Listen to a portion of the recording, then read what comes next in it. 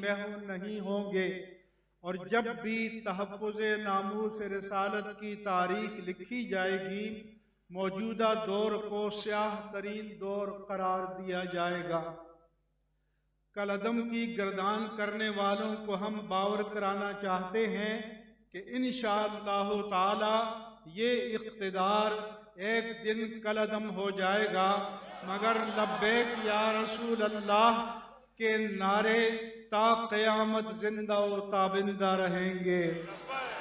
तारीख न इन शुहदा की कुर्बानियों को फरामोश करेगी और न जानिसारान शमे रिसालत सल्लल्लाहु अलैहि वसल्लम पर ढाए जाने वाले मज़ालिम फरामोश किए जा सकेंगे।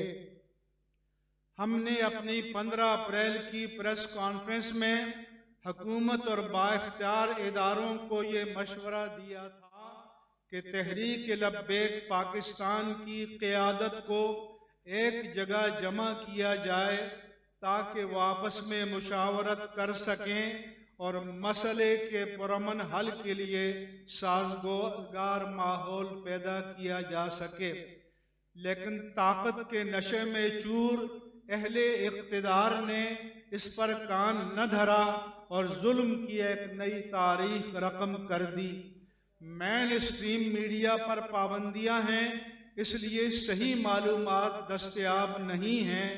ताहम सोशल मीडिया से जो मालूमात लोगों तक पहुँच रही हैं वो इंतहाई होलनाक, करबनाक और अज़ियतनाक हैं। हम सब के दिल दुखी हैं और आंखें अश्कबार हैं। हमें बताया गया है कि जख्मियों को अस्पताल पहुंचाने के लिए एम्बुलेंसों को आने नहीं दिया जा रहा। शुहदा की मैयतों को महफूज करने के लिए इंतजामात नहीं करने दिए जा रहे। ये जुल्म की इंतहा है और हम ज़ात रिसालत मआब सल्लल्लाहु अलैहि वसल्लम और वो बेहद मुस्तरिम हैं। हमें बताया गया है कि बरतानिया में मंगलता जुमेरात पाकिस्तानी कौंसलेट के सामने एहतजाजी मुजाहरे किए जाएंगे। लोग हुकूमत को बद्दुआएं दे रहे हैं और इस दौर को अज़ाब इलाही से ताबीर कर रहे हैं।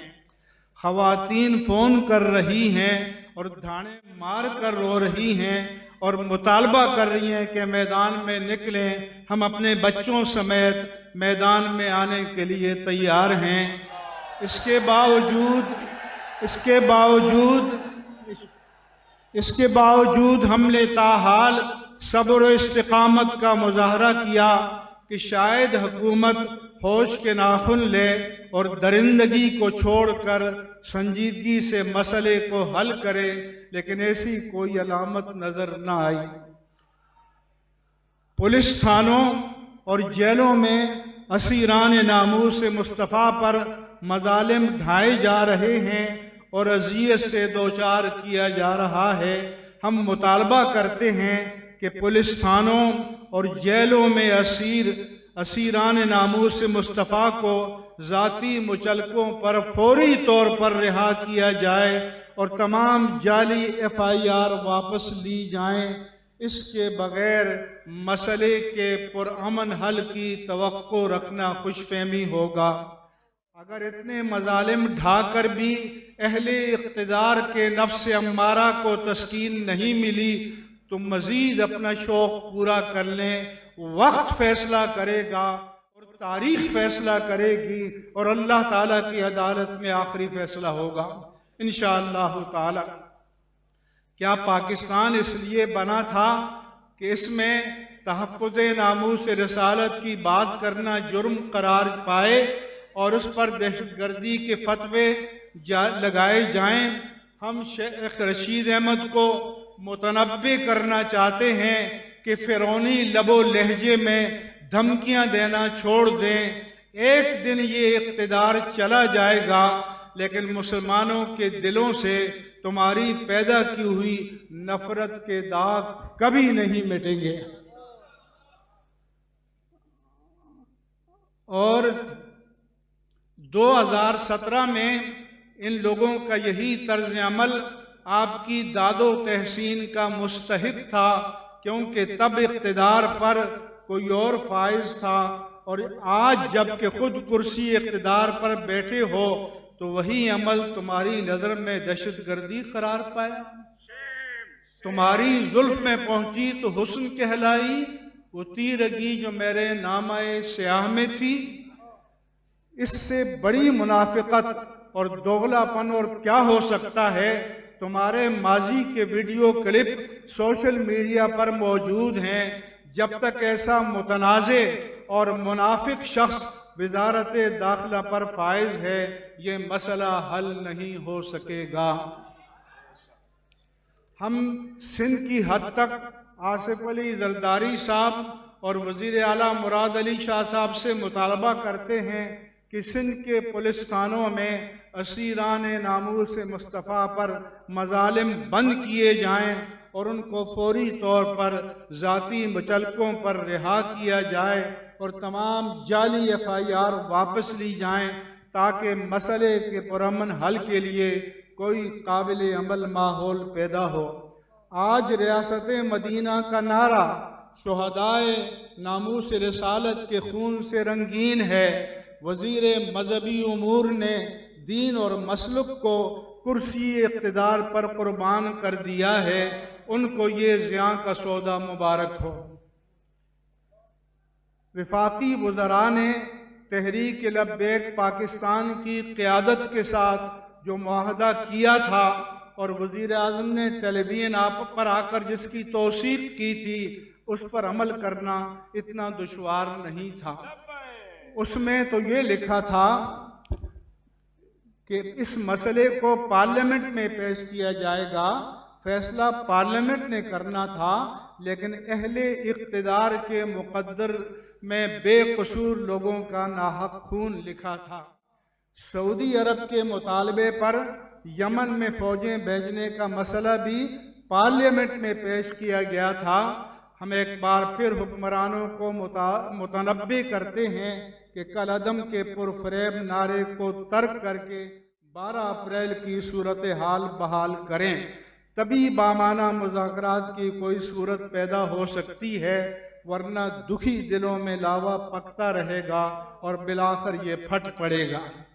हम तमाम सियासी जमातों, बिलखुसूस मजहबी सियासी जमातों और बिला इम्तियाज़ी मसलक तमाम दीनी तंजीमात से अपील करते हैं कि नामूस रिसालत सल्लल्लाहु अलैहि वसल्लम के पासबानों पर ढाए जाने वाले मजालिम के खिलाफ आवाज़ बुलंद करें, क्योंकि नामूस रिसालत का तहफ़्फ़ुज़ हमारे दीन और ईमान की असास है।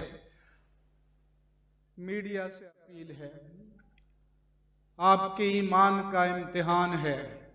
हम बतौर एहतिजाज कल बरोज़ पीर 19 अप्रैल 2021 को मुल्क भर में पुरअमन पहिया जाम और शटर डाउन हड़ताल की अपील करते हैं।